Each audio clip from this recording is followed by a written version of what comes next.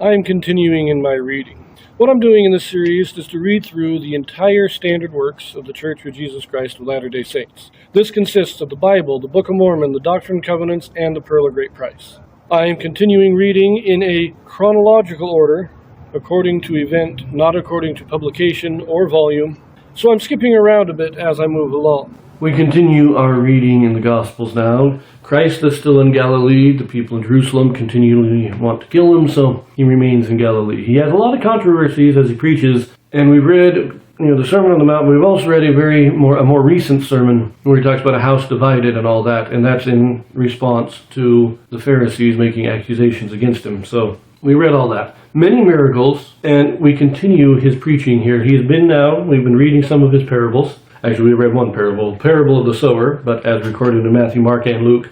We are now turning back to Matthew, and we will be reading some more parables. So we're going to read now Matthew chapter 13, verses 24 to 43. Another parable put he forth unto them, saying, The kingdom of heaven is likened unto a man which sowed good seed in his field. But while he slept, his enemy came and sowed tares among the wheat, and went his way. But when the blade was sprung up and brought forth fruit, then appeared the tares also. So the servants of the householder came and said unto him, Sir, didst not thou sow good seed in thy field? From whence then hath it tares? He said unto them, An enemy hath done this. The servants said unto him, Wilt thou then that we go and gather them up? But he said, Nay, lest while ye gather up the tares, ye root up also the wheat with them. Let both grow together until the harvest, and in the time of harvest I will say to the reapers, Gather ye together first the tares, and bind them in bundles to burn them, but gather the wheat into my barn. Another famous parable. And I'm pretty sure we get the explanation of this parable shortly, but just briefly, this is a parable about the apostasy and the last days. As you know, the kingdom of heaven is likened unto this. The field is the kingdom, is the earth. We have the good seed of the gospel being sown, but it is mixed with the tares, or the bad seed, the false gospels. But the two must grow together until the last days, when the wicked will be destroyed and the righteous gathered into Zion.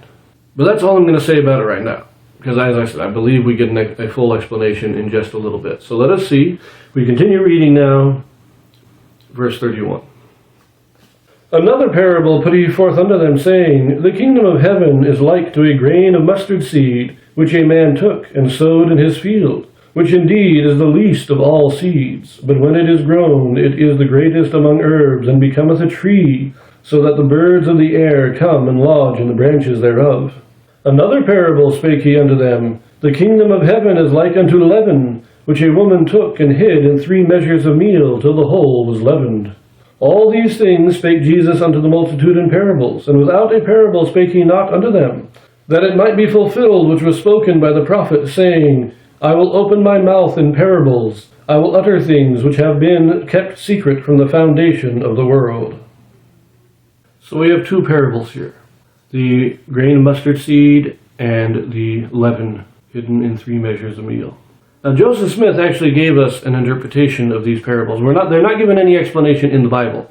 But Joseph Smith does give us an explanation in one of his discourses. Before I talk about that, though, the prophecy here where it says, I will open my mouth in parables, it says, spoken by the prophet. It doesn't say which one. This is a quote from Psalm 78. Now, Psalm 78 was written by the great master magician Asaph.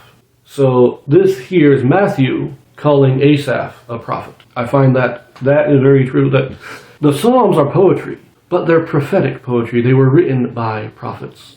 Even King David, when he was writing his poems, his psalms, he was doing so with the prophetic gift. But now looking at these 2 parables, we have the parable of the mustard seed. Smallest of seeds, planted in the earth, becomes a great tree, and the birds come and lodge in the branches. Joseph Smith gave us this interpretation that the seed was the Book of Mormon. Planted in the earth, it gave growth to the restoration and the church of God on earth in these last days, which has grown to a great tree, and the angels of heaven, or the birds of the sky, have come down and lodged in the branches of this new and restored church. That's how Joseph Smith saw this parable. The parable of the leaven. 3 leaven, he took 3 leaven, for the parable of the leaven, says that she took leaven and hid it in 3 measures of meal until the whole was leavened. Joseph Smith said this is in reference to the three witnesses of the Book of Mormon. Leaven expands things. It is the rising agent in bread. And so the testimony was placed in the three witnesses, and through their testimony, all the church was increased. That's the interpretation that Joseph Smith gives us. I like Joseph Smith's understanding of these parables. They fit so perfectly.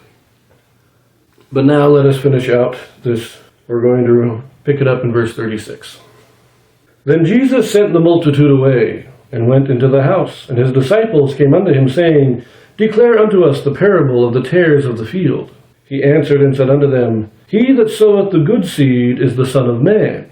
The field is the world. The good seed are the children of the kingdom, but the tares are the children of the wicked one.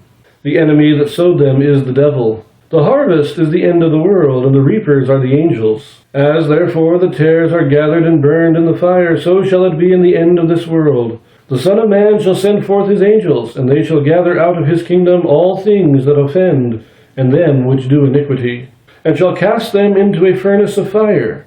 There shall be wailing and gnashing of teeth. Then shall the righteous shine forth as the sun in the kingdom of their Father. Who hath ears to hear, let him hear. Of course, the Son of Man is Christ. We have the devil here as the enemy. The angels are the servants. So as I said, this is a prophecy. This is a explanation of the last days. The Son of Man sows the good seed, which is the children of the kingdom, those who have true faith. The enemy then comes and sows the tares, which are those who follow the devil, those who are not of true faith. But they are mixed with those of true faith. And I'm not sure that this is talking about the world in general. I think it is talking primarily about the church itself, saying that once the restoration has started, even in Christ's day, you have the church is being organized. He is setting up his church, but the devil is bringing in all the false doctrines. And we will see this as we go, that very shortly, probably less than a year after Christ's death, we have false ideas entering the church. And we have this corruption and this blending of the true believers with the corrupt doctrines. And we see the same thing in the modern church. After the restoration, many false ideas keep getting promulgated in the church. Now, in the early days when it was a small and you had a more tight-knit group, you could deal with these. The prophets could talk about individual issues and root them out. The church is too big to do that effectively on a local level anymore. And the wheat and the tares are growing together. And when the time comes, God will send his angels and the church. The world as a whole, but the church in particular, will be cleansed of all the iniquity. This video is getting kind of long now, so I will actually look at the Joseph Smith translation in a separate video for this section, so I will see you there.